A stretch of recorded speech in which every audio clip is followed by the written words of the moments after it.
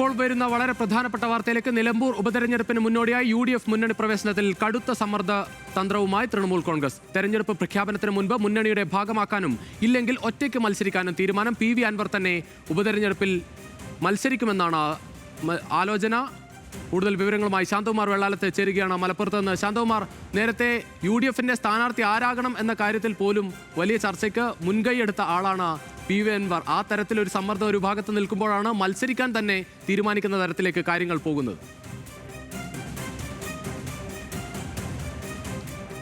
രജീഷ്, അത് തന്നെയാണ്. PV അൻവർ നിലമ്പൂരിൽ കടുത്ത സമ്മർദ്ദമാണ് ഉണ്ടാക്കുന്നത്. UDFനും തന്നെ വലിയ പ്രതിസന്ധി ഉണ്ടാക്കുന്നു തന്നെ വേണമെങ്കിൽ പറയാൻ കഴിയും. കാരണം കഴിഞ്ഞ ദിവസങ്ങളിൽ AP അനിൽകുമാറുമായി PV അൻവർ ചർച്ച നടത്തിയിരുന്നു. ഈ ചർച്ചയിൽ ഉന്നയിച്ച പ്രധാനപ്പെട്ട ആവശ്യം UDFിലെ കോൺഗ്രസിലെ സ്ഥാനാർത്ഥി ആരാകണം എന്നുള്ളതല്ല, പക്ഷേ UDFിലെ മുന്നണി പ്രവേശനമാണ് ഏറ്റവും പ്രധാനപ്പെട്ടത്. തൃണമൂൽ കോൺഗ്രസിനെ UDFിലെ മുന്നണി പ്രവേശനം ഈ നിയമസഭ നിലമ്പൂർ ഉപതെരഞ്ഞെടുപ്പിന് മുമ്പ് തന്നെ നടപ്പാക്കണം എന്ന കടുത്ത നിർദ്ദേശവും നിബന്ധനയും എല്ലാമായാണ് ഇപ്പോൾ PV അൻവർ രംഗത്ത് വന്നിരിക്കുന്നത്. ഇല്ലെങ്കിൽ നിലമ്പൂരിൽ തൃണമൂൽ കോൺഗ്രസ് തന്നെ മത്സരിക്കുന്ന ഒരു സാഹചര്യം ഉണ്ടാവും എന്ന് പറയുന്നു. അങ്ങനെ കടുത്ത സമ്മർദ്ദത്തിലേക്ക് PV അൻവർ നേതൃത്വത്തിലുള്ള തൃണമൂൽ കോൺഗ്രസ് നിലമ്പൂരിൽ UDFിനെ വലിയ പ്രതിസന്ധിയിലേക്ക് എത്തിച്ചിരിക്കുന്നു.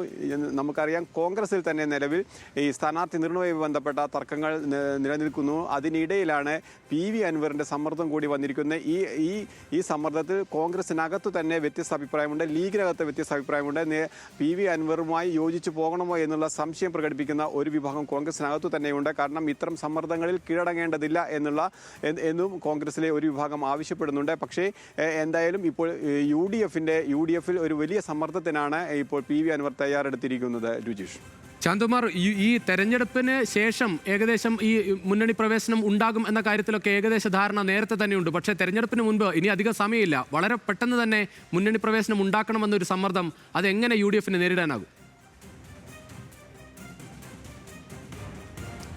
അതുതന്നെയാണ് UDFിനെ കുഴയ്ക്കുന്ന പ്രധാനപ്പെട്ട കാരണം ഈ നിലമ്പൂർ ഉപതെരഞ്ഞെടുപ്പ് മാത്രമാണ് UDFിൻ്റെ മുന്നിൽ ഈ അൻവറിനെ ഒപ്പം നിർത്തണോ അല്ലെങ്കിൽ നിർത്തേണ്ടോ ഉണ്ടോ എന്നുള്ള ചോദ്യങ്ങളെല്ലാം വരുന്നത്.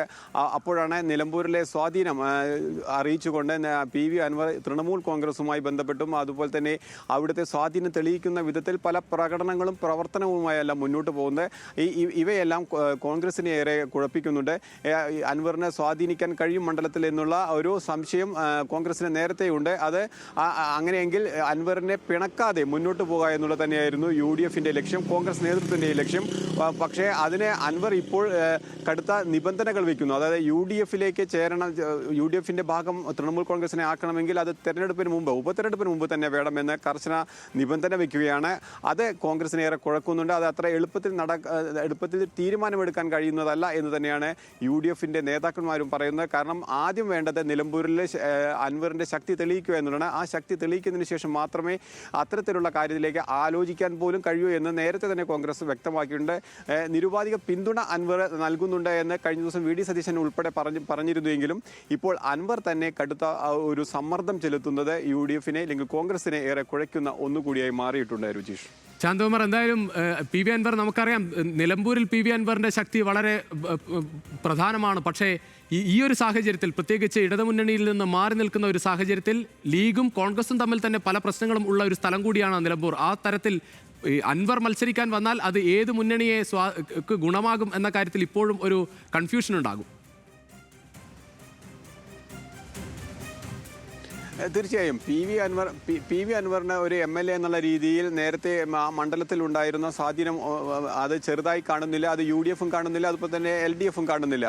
പക്ഷേ അത് അടർത്തിയെടുക്കുക എന്നുള്ളതാണ് രണ്ട് മുന്നണികളും കഴിഞ്ഞ ഏതാനും മാസങ്ങളായി ചെയ്തുകൊണ്ടിരുന്നത്. പക്ഷേ അതിനിടയിലാണ് തൃണമൂൽ കോൺഗ്രസ് എന്ന ഒരു ദേശീയ രാഷ്ട്രീയ പാർട്ടിയുമായി അൻവർ തന്നെ രംഗത്ത് വരികയും തൻ്റെ ശക്തി തെളിയിക്കുന്ന വിധത്തിലുള്ള പ്രകടനവും മറ്റ് പല പരിപാടികളും അദ്ദേഹം സംഘടിപ്പിക്കുകയും ഒക്കെ ചെയ്തിരുന്നു. അത് അൻവറിൻ്റെ സ്വാധീനം മണ്ഡലത്തിലുണ്ട്, ആ പാർട്ടിക്ക് വലിയ പ്രാധാന്യമുണ്ട് എന്ന് വരുത്തുന്ന വിധത്തിൽ തന്നെയായിരുന്നു അൻവറിൻ്റെ പ്രവർത്തന രീതികളെല്ലാം ഉണ്ടായിരുന്നത്. ആ രീതി തുടർന്നു കൊണ്ടുപോകാൻ തന്നെയാണ് അൻവർ ഇപ്പോഴും ശ്രമിക്കുന്നത്. അതിനുള്ള തയ്യാറെടുപ്പുകളാണ് നടന്നുകൊണ്ടിരിക്കുകയും ചെയ്യുന്നത്. അതിനിടയിൽ തന്നെയാണ് ഈ UDF പ്രവേശനവും അദ്ദേഹം ആഗ്രഹിക്കുന്നത്. അത് നിർബന്ധമായും വേണം, അത് തെരഞ്ഞെടുപ്പിന് മുമ്പ് തന്നെ വേണം എന്നുള്ളതാണ്. തെരഞ്ഞെടുപ്പിന് ശേഷം ഇത്തരം ആലോചന പോയി കഴിഞ്ഞിട്ടുണ്ടെങ്കിൽ അതിനകത്ത് അത് സംശയകരമാവുമെന്നുള്ള തന്നെ തൃണമൂൽ കോൺഗ്രസിന്റെ നേതാക്കൾക്കിടയിൽ തന്നെയുണ്ട്.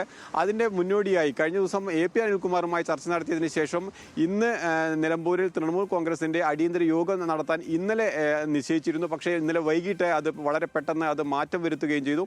അത് ഈ ലീഗ് നേതാക്കളുമായി PV അൻവർ സംസാരിച്ചിരുന്നു. അതിന് ഒരു തീരുമാനമുണ്ടാകുമെന്നുള്ള ഉറപ്പ് കിട്ടിയതിന്റെ അടിസ്ഥാനത്തിലാണ് അത്തരം മാറ്റം യോഗം തന്നെ മാറ്റിയത്. കടുത്ത നിബന്ധനകളിലേക്ക് പോകേണ്ടതില്ല എന്ന് തീരുമാനിച്ചത് എന്നെല്ലാം പറയുന്നുണ്ട്. പക്ഷേ അതിനൊരു കൃത്യമായ മറുപടി ഇനിയും തൃണമൂൽ കോൺഗ്രസിനോ PV അൻവറിനോ ലഭിക്കാത്തതുകൊണ്ട് അവർ ഈ രീതിയിൽ തന്നെ കടുത്ത സമ്മർദ്ദമായി പോവുകയും ആവശ്യമെങ്കിൽ നിലമ്പൂരിൽ തൃണമൂൽ കോൺഗ്രസ് തന്നെ മത്സരിക്കുകയും അത് PV അൻവർ തന്നെ സ്ഥാനാർത്ഥിയാവുകയും ചെയ്യും എന്ന് തന്നെയാണ് ഇപ്പോൾ പറയുന്നത്. ശരി, ശാന്തകുമാർ.